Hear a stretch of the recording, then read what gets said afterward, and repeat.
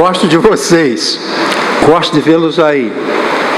E agradeço a Deus porque vocês estão buscando os rumos que Deus traça para nós e estão fazendo o melhor que vocês podem. Que a graça de Cristo seja nos seus corações. A sua companhia, a sua presença nos dá muito bem-estar. Vamos ler o texto hoje, profeta Jeremias. Profeta Jeremias. Presta atenção. Eis o clamor da filha do meu povo, de toda a extensão da terra. Não está o Senhor em Sião? Não está nela o seu rei? Por que me provocaram a ira com as suas imagens esculpidas, com vaidades estranhas? A palavra vaidade é sinônimo de ídolo. Mesma coisa. Chamar alguma coisa de ídolo, de vaidade ou nulidade, é tudo a mesma coisa, né? Então, imagens esculpidas com vaidades ou ídolos estranhos. Passou a cega, findou o verão, e nós não estamos salvos. Estou quebrantado pela ferida da filha do meu povo. Ando de luto, e espanto apoderou-se de mim. Porventura, não há bálsamo em Gileade? Ou não se acha lá médico? Porque, pois, não se realizou a cura da filha do meu povo? Termina com uma pergunta. Vamos ver o tema: recursos divinos colocados à nossa disposição. Este é o nosso tema. A mensagem central, a verdade central é: precisamos adotar os recursos divinos colocados à nossa disposição. A ideia é que Deus coloca recursos para nós. E a pergunta é: a gente entende? A gente usa? A gente pratica? Então essa é a questão. Então nós precisamos adotar os recursos divinos colocados à nossa disposição. Deus coloca. Vamos prosseguir. Essa passagem descreve um lamento de Jeremias. Um lamento é uma obra literária ou musical, onde o autor expressa sua intensa tristeza em razão de uma experiência dolorosa e intensa. É um lamento. Por exemplo, estou quebrantado pela ferida da filha do meu povo. Ando de luto, o espanto apoderou-se de mim. Isso é um lamento que o profeta Jeremias está expressando nesta passagem. Continuando. Jeremias lamenta a condição presente e o futuro desastroso que viria pela destruição do reino de Judá pelo rei da Babilônia. Jeremias expressa o fato do desastre nacional e iminente, como consequência da degeneração social, moral, espiritual do povo. Isso seria decorrente do desprezo pelo povo dos recursos dispensados por Deus. A tese aqui é que grande parte do sofrimento humano é por desprezo de recursos que Deus nos dá. Por exemplo, um dos recursos maravilhosos é a família. Para a gente viver melhor, Deus nos deu a família. Mas acontece que muita gente não valoriza esse recurso, que é a família. Então, vai ter problema, vai ter dificuldades. Vamos continuar. Isso aconteceria pelo desprezo em relação ao templo, ao sacerdócio e ao culto, as ofertas, as orações e a lei. Tudo desprezado, tudo desprezado. E os problemas viriam por causa desse desprezo.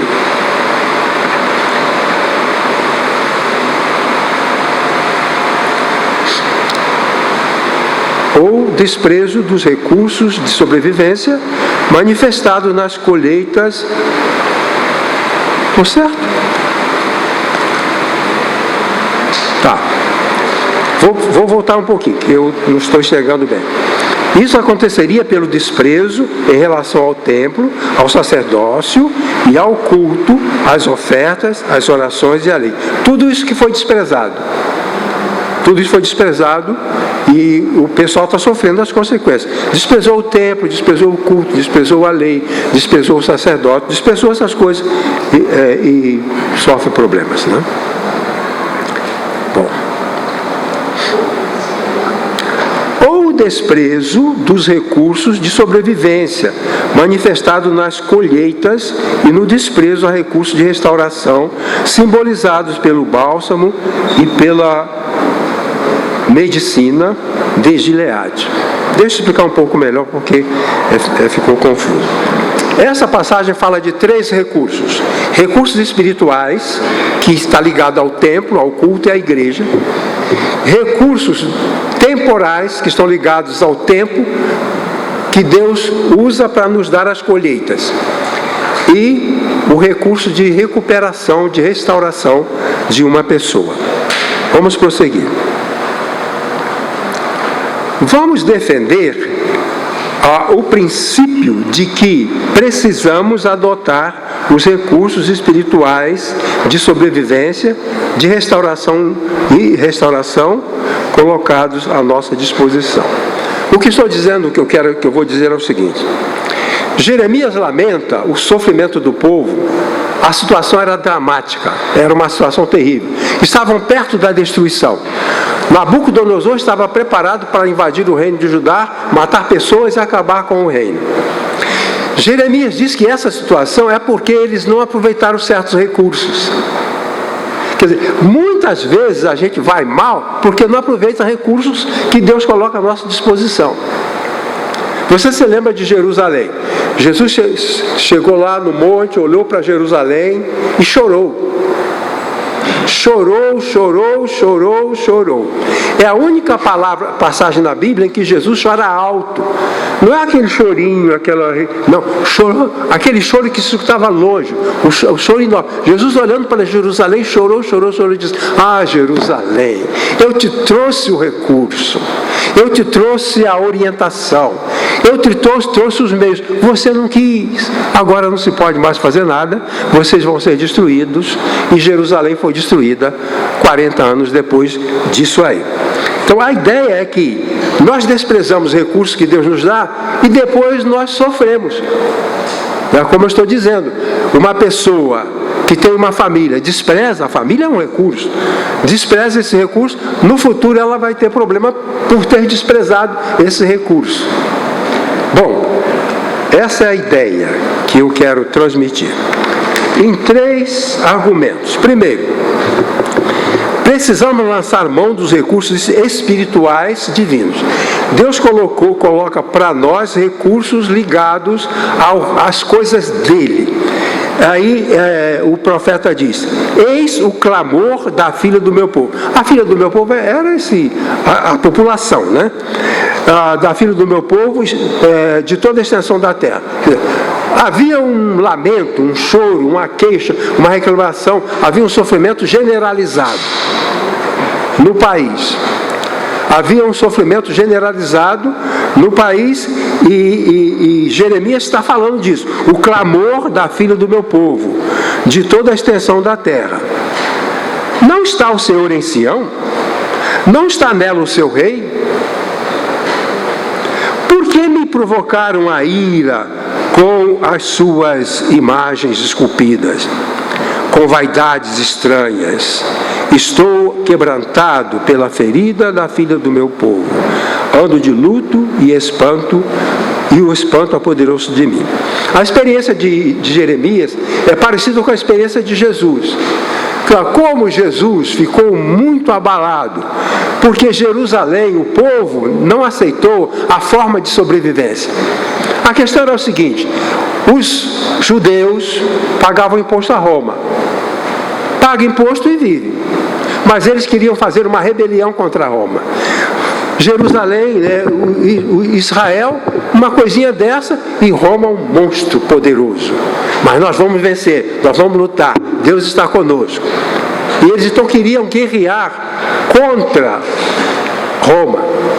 E Jesus não falou para fazer isso. Jesus falou assim: dai a César o que é de César.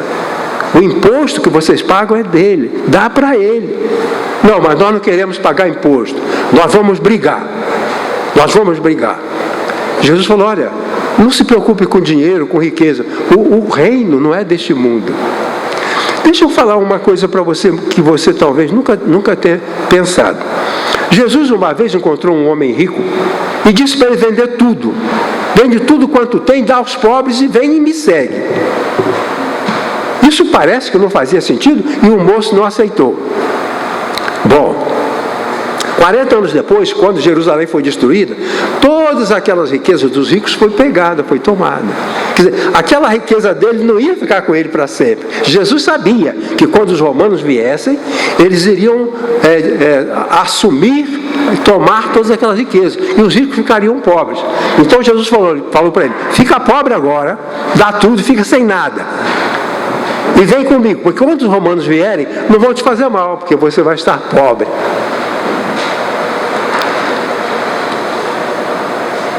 Flávio Joséfo disse que morreram mais ou menos 10 mil pessoas em Jerusalém. Naquele tempo, 10 mil pessoas naquele lugar era muita gente. E tem uma passagem na Bíblia que é muito mal interpretada, porque Mateus diz assim: onde estiver onde estiver os cadáveres, aí se ajuntarão as águias ou os abutres.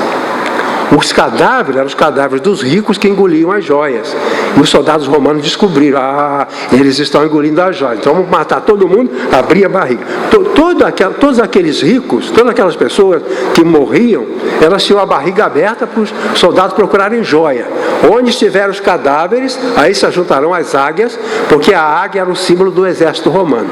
Então os soldados reviravam as tripas, me permite essa palavra, para procurar as joias. E Jesus queria preservar esse homem. Ele disse: vende tudo aí, vende tudo, dá aos pobres, fica pobre. Mas ele não aceitou o recurso. Qual era o recurso? O recurso é a gente ir para os campos, ir lá para longe. Jesus falou: você que estiver no telhado, fuja. Você que estiver em casa, não tenta guardar seus bens, fuja. Então Jesus tinha um recurso, como Jeremias também tinha, mas não foi aceito. Pois bem, havia então como Jesus tinha um momento de grande lamento, Jeremias, antes, séculos, também tinha um grande lamento. E o lamento é esse: não aproveitaram a oportunidade. Não aproveitaram a oportunidade. Deixaram passar. Vieram os babilônios, acabaram com tudo, mataram todo mundo. E nos dias de Jesus vieram os romanos e acabaram com tudo, destruíram tudo. Pois bem, 2 comentários sobre essa questão. Ao desprezar a religião dos profetas, porque esse povo, eles estavam desprezando Deus.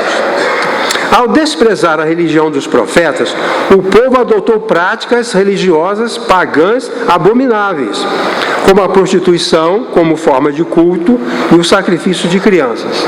Então, esse povo a quem Jeremias falava, estava nessa situação. Eles foram para a idolatria. Os pagãos propuseram um culto idólatra. O Senhor estava em Sião, o Deus de Moisés estava no monte, porque era assim que eles entendiam. E eles estão nos ídolos. E Jeremias pergunta: Deus não está lá? O sacerdote não está lá? Lá não é lugar de oração? Lá não é lugar de ofertas? Por que vocês não aproveitam isso e vão para os ídolos pagãos? E como diz, havia coisas que traziam grande dor e sofrimento. As mulheres, as moças, eram sequestradas para serem prostitutas sagradas, chamadas de prostitutas sagradas. E alguns deuses pagãos exigiam sacrifício de crianças. Povos antigos, eles usavam gente para matar pessoas como culto. E até hoje alguém fala de uma criança foi sequestrada para sacrifício religioso. Pois bem, essa era a situação. Jeremias chorava. Essa era a situação do povo.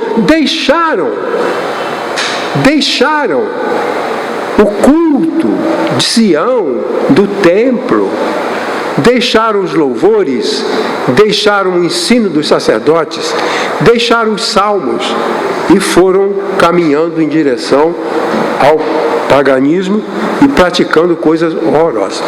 Só que a religião, desse jeito, era uma praga. Porque o povo estava num estado lamentável. Cada família, em algum lugar, alguém conhecia uma família que tinha levado o seu filhinho para queimar nos braços de Moloque.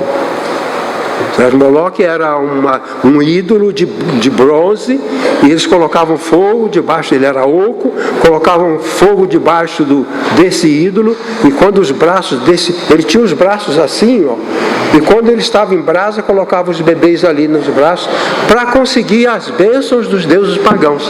Quando eles tinham o Deus verdadeiro lá no monte, tinha o culto, e eles abandonaram. Pois bem, os pais e as mães viam suas filhas sendo levadas para a prostituição e os seus pequeninos jogados na fogueira. Eram práticas religiosas malignas e opressoras. Por isso, o lamento do profeta. Há muitas religiões no mundo. Algumas são mais suaves, outras são mais monstruosas. Vou dar um exemplo, dois exemplos. Um irmão vivia desesperado de uma igreja dita evangélica, vivia desesperado. Por quê? O pastor disse para ele: Deus me revelou que o irmão não está entregando os dízimos. E Deus me revelou que se você não entregar os dízimos, seu braço vai secar. Você já pensou uma pessoa no desespero para arranjar dinheiro para dar para o dízimo, para o seu braço não secar? Ele acreditou, né?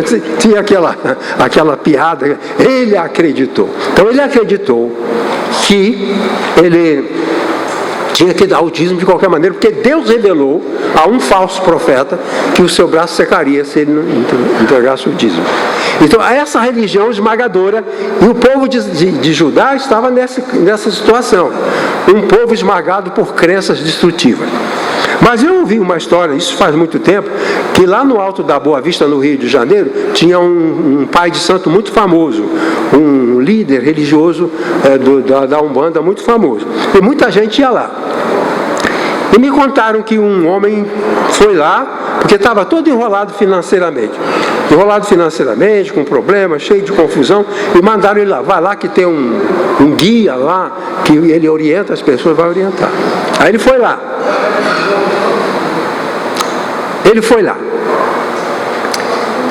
E chegando lá, ele contou a história, e o líder falou o seguinte: ó, o ritual para você sair dessas dívidas, eu vou ordenar e você vai fazer esse ritual. Pegou um sapo bem grande, abriu a boca do sapo, encheu de cachaça. Aí falou: você vai beber essa cachaça. E ele bebeu a cachaça que estava dentro da barriga do sapo. É claro, ele deu náusea. Agora você vai vomitar essa cachaça na cabeça do sapo. E ele vomitou a cachaça na cabeça do sapo. Continuou na miséria. Então, às vezes o povo rejeita um ambiente saudável, rejeita um ambiente verdadeiro, sincero, correto, e vão em busca de alguma coisa miraculosa, vão em busca de alguma coisa fantástica. E eles faziam isso. Ah, se eu botar minha criancinha para queimar nos braços de Moloque, eu vou ficar rico. Os irmãos sabem histórias de pessoas que vendiam a alma para o diabo. Quer dizer, essas coisas todas são tipos de religião. Então, ao desprezar a religião verdadeira, o Deus de Israel, eles foram para esses caminhos. E por isso havia choro. Isaías chorava. Os líderes choravam, porque o povo estava nesse caminho. O povo ia nesse caminho. E o recurso? Qual o recurso para o paganismo? É a religião verdadeira. Qual o recurso para as heresias? É a verdade. Qual o recurso para as falsas religiões? É a religião verdadeira baseada na Bíblia. E Jeremias contava para eles o que era a verdade. Eles não aceitaram. Iam para os ídolos. Iam para os deuses pagãos. E aí, o que aconteceu é que eles foram destruídos. O lamento do profeta é pungente. Pungente é aquilo que, como se levar uma espetada de um ferro, de um espeto, né? Ele insiste em criar recursos para a libertação espiritual. Deus ainda preserva o templo, o sacerdócio, o culto. Você quer servir a Deus? Tem a igreja, tem o templo, os sacerdotes estão lá, tem o culto, tem os hinos, tem a palavra, tudo isso para a gente andar com Deus. Mas, naquela ocasião, eles deixaram todos esses recursos que já eram provados como que eram bons. Porque eram milhares, centenas de anos, séculos. O povo estava acostumado a usar aqueles recursos para seguir a Deus. Agora eles abandonaram esse recurso e estão indo buscar os ídolos pagãos. Mas Deus insistia. Ele insistia. E ele preservou o templo. E Jeremias pergunta: Deus não está lá em Sião? Por que vocês estão nesse estado miserável? O culto não está lá? A verdade não está lá? O sacerdócio não está lá? E por que vocês estão nesse estado miserável adorando os deuses pagãos? Jeremias faz essa pergunta, como eu vou falar mais uma vez, é uma pergunta retórica. Quer dizer, essa pergunta não é para ser respondida, é para reflexão e ação. Então, há certas perguntas que a gente faz à pessoa, não é para a pessoa procurar a resposta, não. É para ele pensar. E pensando, tomar uma conduta própria, comportamento. Então, o que Jeremias faz com essas perguntas é isso.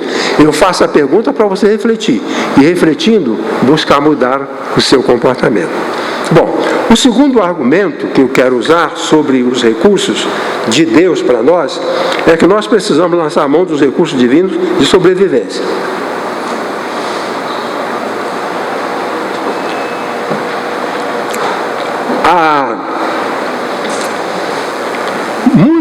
Muitos danos que as pessoas sofrem acontecem por falta de aproveitar recursos.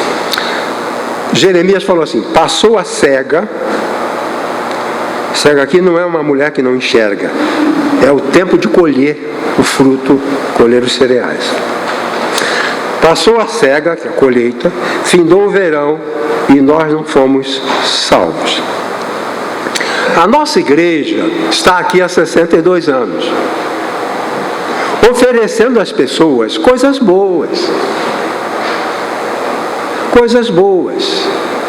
Quando eu resolvi, na adolescência, de cuidar de pessoas, de falar de Deus, eu fui aprender, para oferecer o melhor, para não falar besteira, para não dar em orientação de mau caminho. Como aquele moço, o pastor que falou: filha, você quer um noivo e tal, fica na janela todo dia, às 6 horas da manhã. Quando passar um opala verde, naquele opala verde estará o seu futuro marido. E ela envelheceu lá, olhando pela janela, não passou o opala verde. Então, mas as pessoas vão lá. 62 anos de Moriá. Ensinamos, cuidamos, pregamos, evangelizamos. Outro dia, os irmãos deram um banho numa pessoa, fizeram a sua barba, cortaram o seu cabelo, ele estava nu, só enrolado no cobertor, vestiram uma roupa bonitinha nele. Depois ele, que era doente mental, foi levado e internado no hospital e lá ficou. A gente está há 62 anos fazendo isso. Aí eu pergunto: todo mundo aproveitou? Não. Todo mundo. Deixa eu contar duas coisas verídicas. O irmão Paulinho e a irmã Fátima foram membros aqui há muito tempo. dia o Paulinho falou para mim assim, vieram os dois juntos: pastor, nós estamos indo muito bem no nosso trabalho. Eles trabalhavam em escola. Nós estamos indo muito bem no nosso trabalho. E nós usamos coisas que aprendemos na igreja. O que você está ouvindo aqui, está aprendendo aqui, amanhã pode ser útil para você lidar com um colega de trabalho. E eles disseram, eles foram promovidos, os dois foram promovidos. E eles disseram, usando a experiência do culto. Usando a experiência do culto, eles foram promovidos à diretoria. Na igreja, as oportunidades. Jeremias pergunta, Deus não está lá em Sião? Por que vocês estão perturbados? Por que estão perdidos e fracassados? Busquem. Pois bem, a outra história, outro fato, outro relato é do irmão Léo Calegaro. Léo, um menino inteligente, fez curso brilhante, e ele arranjou um trabalho de estágio. Isso já faz tempo, não é de agora. Ele arranjou um trabalho como estagiário. O chefe dele, que estava recebendo para ver se dava vaga para ele e tal, pediu que ele fizesse um trabalho. Aí ele fez um trabalho. Ele me contou isso. Levou para o chefe. O chefe olhou e ficou maravilhado. Onde você aprende isso? Ele falou, o meu pastor fala essas coisas. Ele contou isso para mim. Confira com ele, se for o caso. Ele falou isso. O diretor ficou maravilhado, porque viu que ele absorveu, que ele aproveitou. A igreja é um recurso que não dá para desprezar, meu. Não dá para desprezar. Se a igreja não é uma igreja ajustada com a verdade, saia de lá. Mas se do seu coração, na sua mente, você percebe que ali a verdade está florescendo na sua vida, no seu coração, fica ali. Foi assim. Quando eu tinha meus 15, 16 anos, eu vi que eu precisava de alguma coisa que eu ia encontrar na igreja. Era lá que eu encontrei. Eu precisava, eu estava me perdendo. Eu já pensava em comprar uma arma, pensava em começar a beber nos bares, coisas que eu estava me perdendo. Tinha a ideia de, como todo mundo fumava, logo eu ia fumar.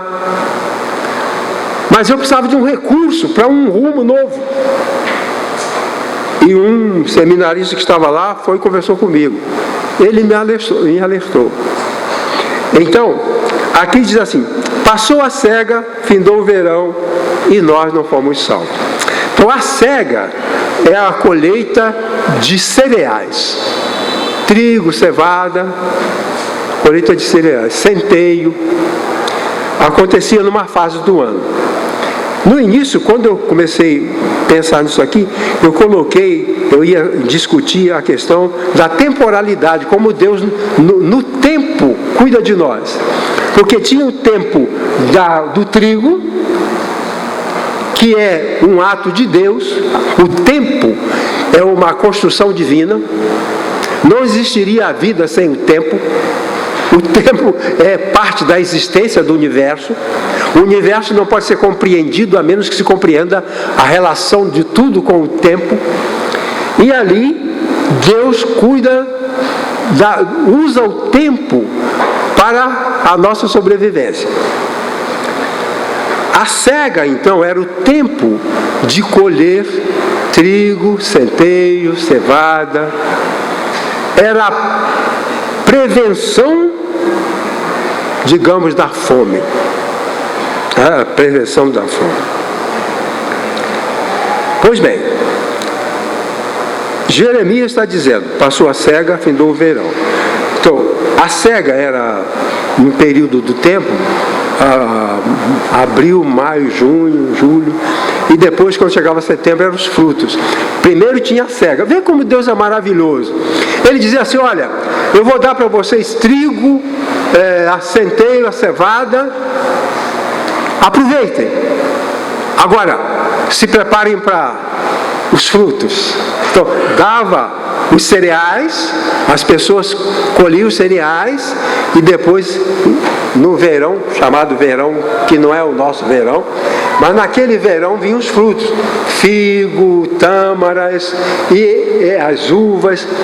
Então, eles guardavam no celeiro os cereais, o trigo para fazer o pão, a cevada, o centeio, que Deus dava naquela época, naquele período.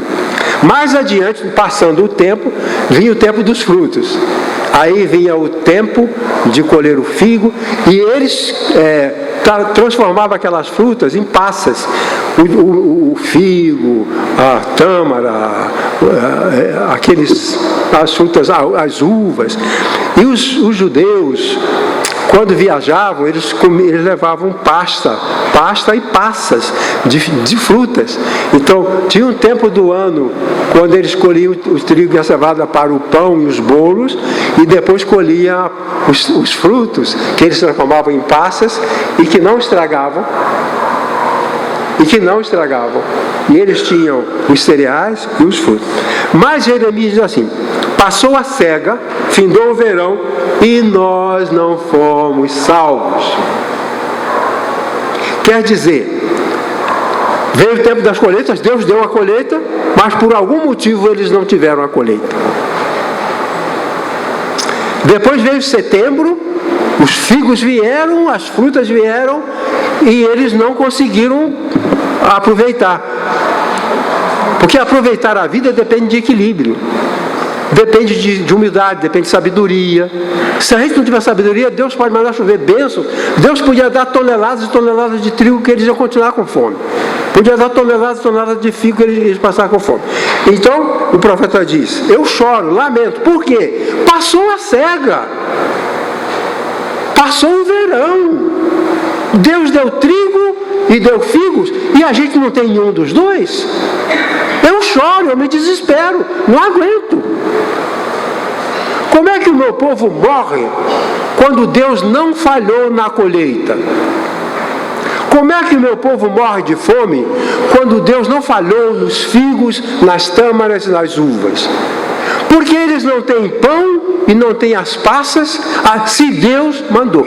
No livro de Joel tem lá uma praga de gafanhoto, tudo bem. Mas nesse não foi praga de gafanhoto, foi outro problema. As pessoas, às vezes, elas não aproveitam as oportunidades. A ideia aqui é que houve a colheita, houve o fruto, mas por alguma razão eles não têm o fruto. Por algum motivo eles não têm o fruto. Por isso o profeta chora, porque eles não foram salvos. A palavra salvação aqui significa vida, preservação da vida. Quer dizer, nós não fomos salvos, nós não fomos salvos porque nós estamos correndo o risco de morrermos de fome, apesar de que Deus deu o fruto. A plantação deu, só que por algum motivo, e há muitos motivos porque uma pessoa fica na pior, muitas razões, certo? Um amigo meu, um médico, ele um dia chegou e disse: Elias, a gente trabalhava ali no hospital, esse hospital aqui, João 23? Não, João 23. Aí ele veio e me pediu R$7 para colocar gasolina para chegar em casa. Por quê? Tinha 3 mulheres com um monte de filhos para dar pensão, e agora as mulheres deram em cima dele, certo? E ele estava atrasado com as pensões, não tinha R$7, o tanque dele zerou, ele não tinha R$7. Eu falei, não vou dizer o nome dele, eu falei para ele: fulano, não precisa pagar, eu vou te dar mais. Aí dei para ele acho que uns R$20, R$30. Aí eu pergunto, ele tem 3 empregos, ele é um médico, ele é altamente gabaritado, ele é respeitado como profissional, não tem dinheiro. Por quê? Passou a cega, findou o verão, e nós não estamos salvos. Igreja Moriá pregou, Igreja Moriá amou, Igreja Moriá acolheu, Igreja Moriá deu comida, Igreja Moriá deu alimento, deu banho, Igreja Moriá pagou a tomografia, e ele não está bem de vida. Não melhorou. Isso, o que Jeremias podia fazer? Chorar. Que uma situação dessa. Passou a cega, findou o verão e nós não estamos salvos. A irmã Ana falou que uma senhora disse para ela sobre uns adolescentes que foram para o crime, para a droga e para o crime. Alguns adolescentes que estiveram aqui por algum tempo, na liderança do irmão Márcio, da irmã Silva, muitos daqueles desencaminharam e descambaram para o crime, para a violência. Alguns já até morreram. Aí eu pergunto, faltou a eles um bom líder de adolescentes? Faltou a ele um bom lugar para ele ficar? Uma vez um jovem falou para mim, eu não deixo a minha igreja porque lá é o melhor ambiente que existe. Pelo menos por isso, é um bom ambiente. Ambiente é o espaço físico e as pessoas que habitam esse espaço. Aqui o espaço físico é bom, o ambiente é bom, as pessoas são boas. E aquele moço diz, eu não deixo a minha igreja por causa do ambiente. O ambiente da minha igreja, eu vou dizer para você, como eu acho. O ambiente aqui é melhor do que o ambiente de trabalho, por todos os lugares onde eu já trabalhei. Fiz plantão em muitos lugares, trabalhei em muitos lugares, desde o Rio de Janeiro até aqui. Não há um melhor ambiente do que aqui no culto da Igreja Moriá. Não tem espaço melhor. Não tem pessoas melhores. Aí, Jeremias fala, passou a cega, findou o verão, e a gente está nas portas da morte.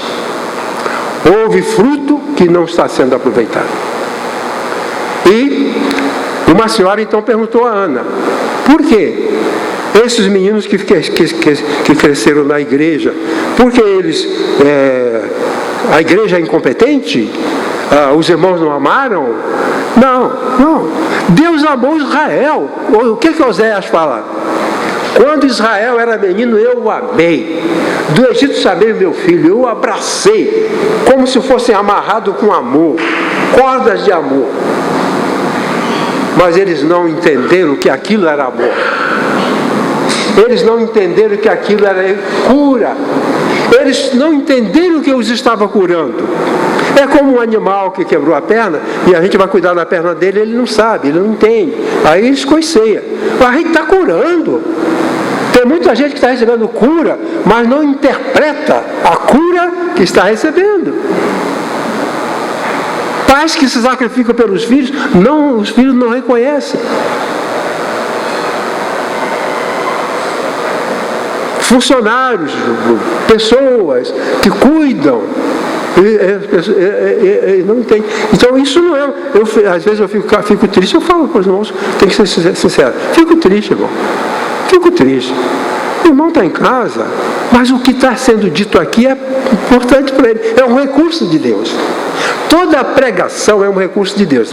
Toda vez que eu estiver pregando aqui, ou o pastor Edson, ou um pastor visitante, toda vez que alguém aqui estiver pregando a palavra de Deus, está sendo colocado um recurso divino que não deve ser recusado, a não ser que a pessoa queira ter prejuízo. Então, meus queridos, a cega e o verão, continuando, 2.1, a cega e o verão são manifestações de recursos de Deus, concretizados no tempo para a sobrevivência. A salvação relacionada à cega e ao verão significa a vida dependente da colheita dos cereais e das frutas. Colheu os cereais, está vivo. Não tem cereais, morre de fome, está morto. Não fomos salvos. Não fomos salvos. Um outro comentário aqui. Deus conduz o tempo liberando os recursos para alcançarmos alimentos. É no tempo que você ganha dinheiro. É no tempo que nós construímos as coisas. É no tempo que nós cuidamos da nossa casa. Deus nos dá o tempo. No Novo Testamento, o tempo tem dois sentidos, duas palavras. Cronos, que é o tempo do relógio, e Kairos. Kairos é quando você não pensa no relógio, pensa na coisa boa que você está vivendo. Na coisa boa que você está vivendo. Havia uma igreja onde eu trabalhei como seminarista, tinha um menino lá, não sei se era 4 ou 5 anos, por aí. E toda vez que eu pregava, todo dia, eu ia para a porta para cumprimentar as pessoas. Ele era o primeiro que vinha. Ele olhava para mim e falava assim: estava demolando. Todo dia. Se eu pregasse 5 minutos, estava demolando. Se eu pregasse 1 hora, estava demolando. Então, não entende como aquilo é uma bênção que está jorrando. A bênção que está jorrando.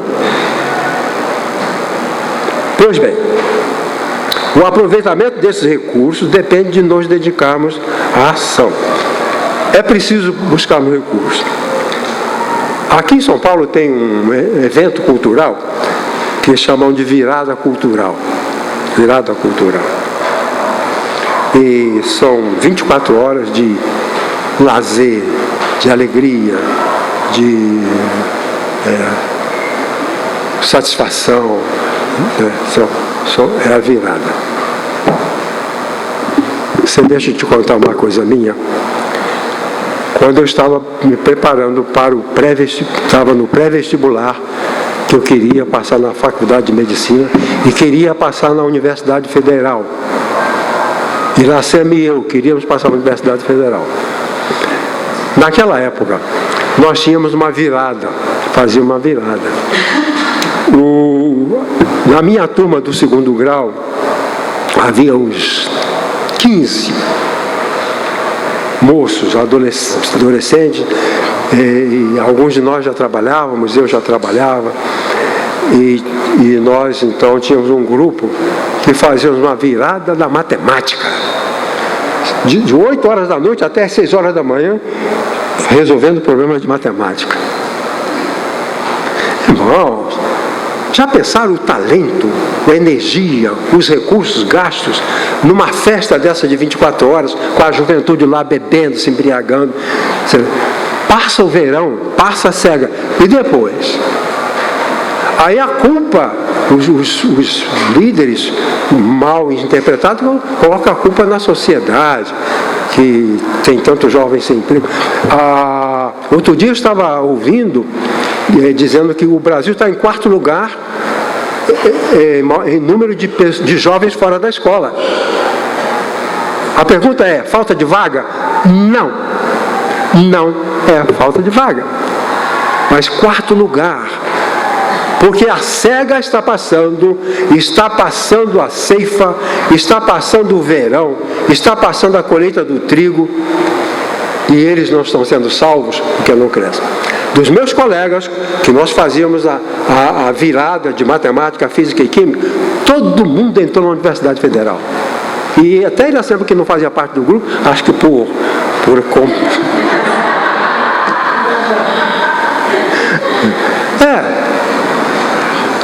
mas choradeira, até suicídio daquele que não aproveitou o tempo e não se preparou de forma adequada.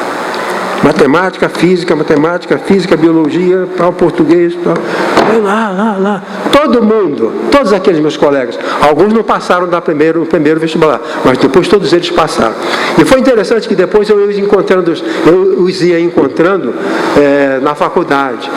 Estava numa faculdade, no hospital, aí fulano de tal, Elizabeth, toda tímida, olha a Elizabeth aqui no hospital, no hospital aqui, ela passou, ela entrou. Mas muitos vão dizer, o tempo é perdido e o povo não aproveita as oportunidades. Bom, meu terceiro argumento diz assim: precisamos lançar mão dos recursos divinos de preservação. Olha, a comida é para a sobrevivência. Então o povo vai sobreviver colhendo o trigo, colhendo a cevada, colhendo o fígado, preparando comida. Isso é sobrevivência. Mas existe um outro lado que é a preservação. Tá? o texto diz assim: porventura não há bálsamo em Gileade? Ou não se acha lá médico? Por que, pois, não se realizou a cura da filha do meu povo? Sobrevivência pelos cereais e frutos não é a mesma coisa que preservação pelo bálsamo, pela medicina. Na primeira parte, as pessoas sobrevivem. Na segunda parte, elas são preservadas. Vamos imaginar um soldado que voltou da guerra. Ele voltou da guerra, ele é um sobrevivente, mas não foi preservado. Sabe por quê? Porque ele perdeu a perna na guerra, ele não está preservado. Ele sobreviveu, mas não foi preservado. Não basta a gente querer só sobreviver. E aí Jeremias fala: olha pessoal, vocês sabem Gileade? Sabe? Gileade fica do lado direito do Rio Jordão. Lá ao norte fica o Mar da Galileia, aqui ao sul fica o Mar Morto, do lado esquerdo fica a Judéia. Vocês sabem, lá em Gileade existe remédio para os doentes.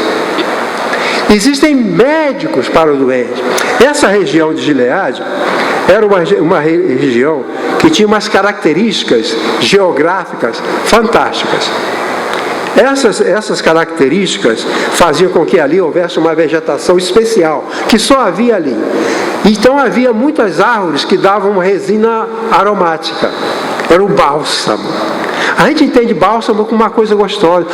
Você é um bálsamo para mim. Suas palavras são um bálsamo para mim. A pregação foi um bálsamo para mim. Então, se você levou uma pancada, está vermelho, está inflamado, está doente, você tem o bálsamo e você passa.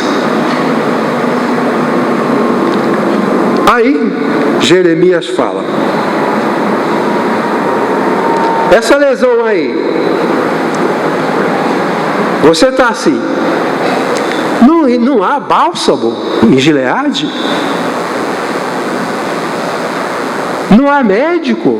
Que Gileade tanto tinha os empresários do bálsamo, que colhiam o bálsamo para exportação, e tinha cuidavam da medicina, que ensinavam. Vinha pessoas de todos os lugares do mundo para aprender a trabalhar com aquele bálsamo.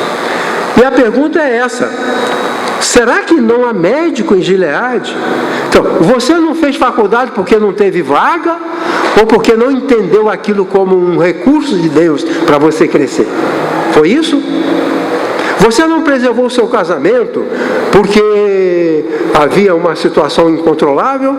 Ou você não aproveitou algum tipo de recurso? A pergunta é: está machucado? Está. Não tratou? Não tratou. Espera aí. Gileade tem um bálsamo, tem um médico. A igreja é como Gileade.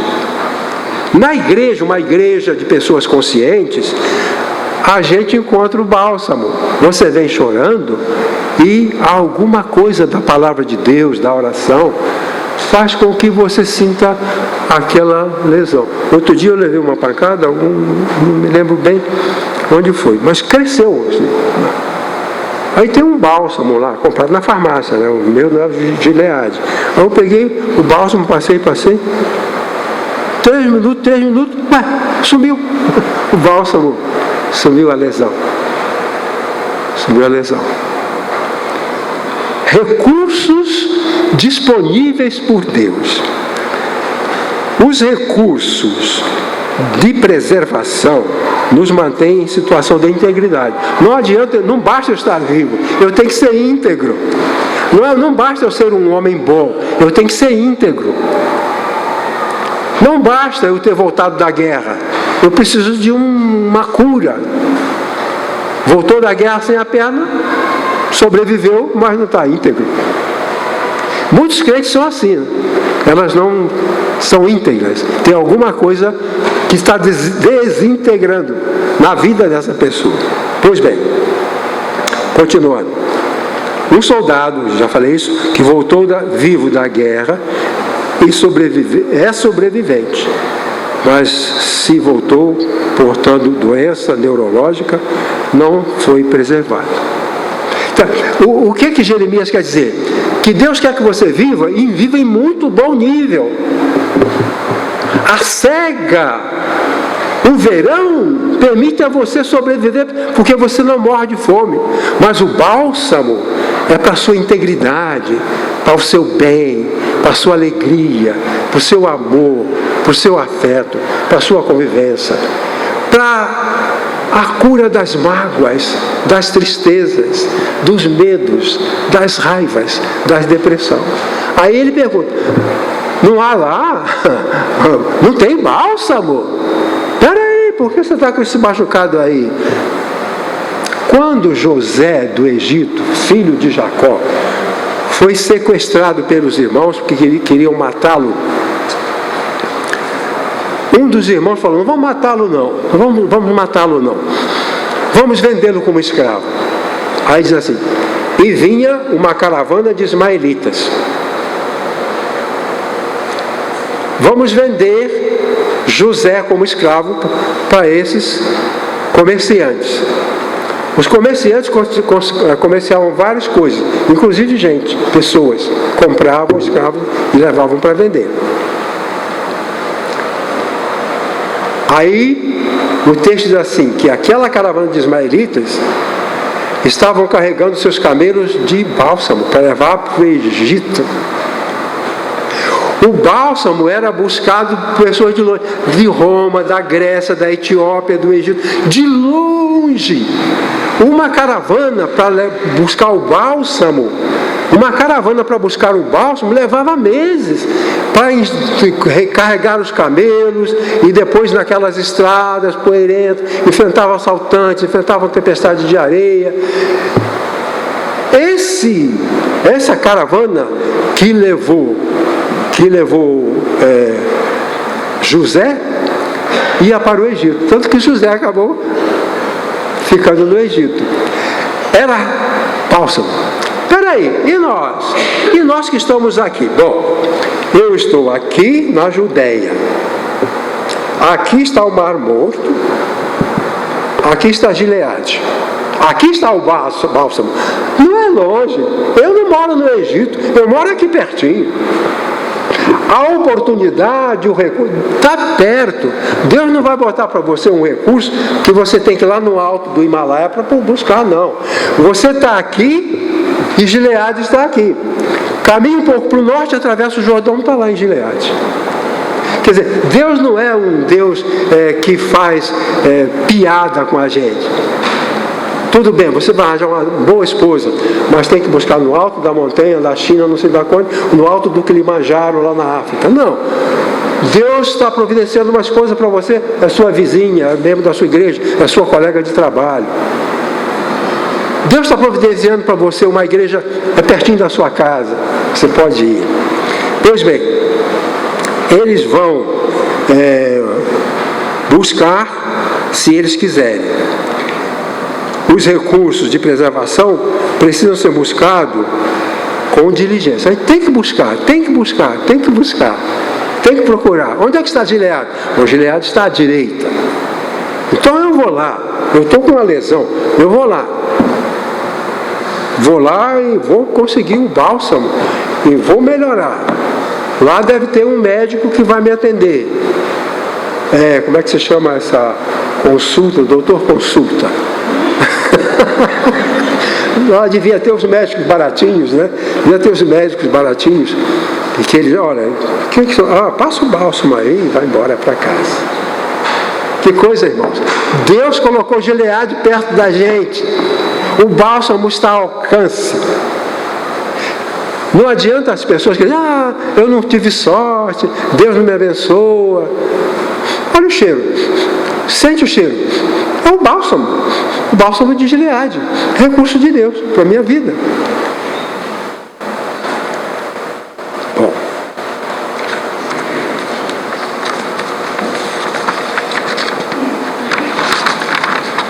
meu último comentário para terminar.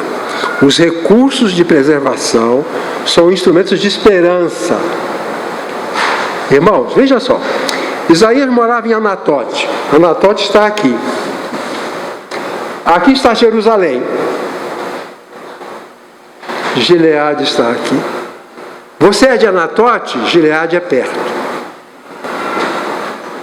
Você é de Jerusalém, Gileade é perto. Você não é da Etiópia, que são 3.000 quilômetros. Não. As pessoas às vezes não aproveitam, está pertinho. A bênção, o recurso de Deus está pertinho. Temos de buscar. Igreja Moriá está perto de você. As bênçãos, o menino cantava com alegria. No céu as janelas abertas e as bênçãos já descem de lá. Os garotos cantavam, os meninos cantavam na escola bíblica. No céu, as janelas abertas. E as bênçãos já descem de lá. Agora, se nós não estamos querendo buscar, não vamos lá, está perto, a gente precisa ir. Buscar o melhor que Deus tem reservado para nós. Os recursos de preservação são instrumentos de esperança. O sol nascia em Gileade. Toda pessoa, quem morava em Anatote, levantava de manhã, olhava para Gileade e via o sol nascendo. Isso era considerado esperança. Gileade era o símbolo de esperança. Deus não deixa você sem esperança. O sol de Gileade nasce todo dia lá. Olha o que você vai ver. Acorda de manhã, o Gileade de Deus, olha para lá, vê se o sol não está nascendo, trazendo esperança, trazendo vida nova, trazendo alegria, trazendo otimismo, trazendo responsabilidade. O sol nasce do lado da região de Gileade, todos os dias. Nunca nenhum judeu falou, houve um dia em que o sol não nasceu. Nunca se encontra. Todo mundo diz, eu olho para Gileade há 60 anos, nunca o sol deixou de nascer. Ah, mas eu tenho 90, eu olho para Gileade há 90 anos, todo dia eu olho de manhã, sempre nasceu. É o Deus generoso, maravilhoso, que mesmo quando a gente acha que não tá, o sol não está nascendo, ele nasce. Pensa assim, vamos pensar assim. E vamos responder com Jeremias. Há remédio em Gileade, há médico em Gileade. Se a gente abrir os olhos e olhar com cuidado, vai ver Deus derramando bênçãos, bênçãos e bênçãos. Muitas bênçãos Deus tem derramado sobre nós. Essa igreja é uma igreja abençoadora. Ela está completando 62 anos. Você nunca vai ser amaldiçoado cooperando com a sua igreja. Nunca. Você nunca vai ter uma perda cooperando com a sua igreja. Agora, os fariseus, lá não os fariseus, mas os judeus, perdiam muito. Deixaram o templo e foram buscar outros lugares estranhos. Posso concluir? Posso. Vou dizer. O universo não é totalmente adaptado para as nossas necessidades. Não é. Tudo aquilo de que precisamos, o mundo não oferece. O tipo de pessoas que a gente quer, o tipo de clima que a gente quer, o tipo de alimento que a gente quer. Quantas vezes a gente não suporta o alimento, aquele alimento? Quer dizer, o alimento que eu quero, que eu gosto, que é gostoso, às vezes eu não tenho. Não agrada. Certo? Ah, você vai na casa de comida nordestina, chega lá, a carne de sol vem toda misturada com alguma coisa, está baboso, batendo. Outro está com muito óleo, está com pouco óleo.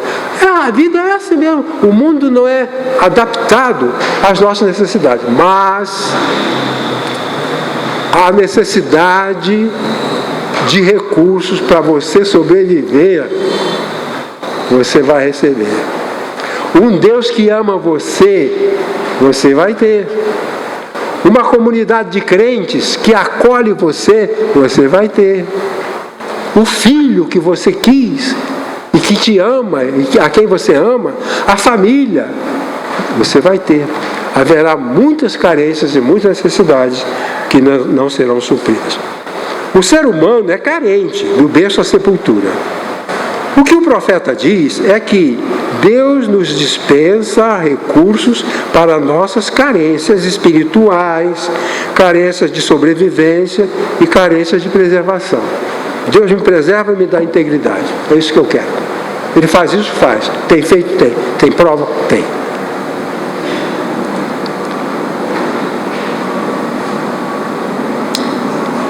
A recusa em buscar os recursos de Deus produz grande dor, choro e lamentação. Busquemos os recursos divinos com boa vontade e esforço. Para isso que Deus nos ilumine. E ninguém vai dizer, passou a cega, findou o verão e você não sobreviveu. Você se machucou e você continua ferido porque você não tem acesso ao bálsamo. Os recursos de Deus estão para nós. E Moriá é uma fonte desses recursos. Não diga que é mentira, não é verdade. Você sabe que é. Bom, obrigado pela sua atenção.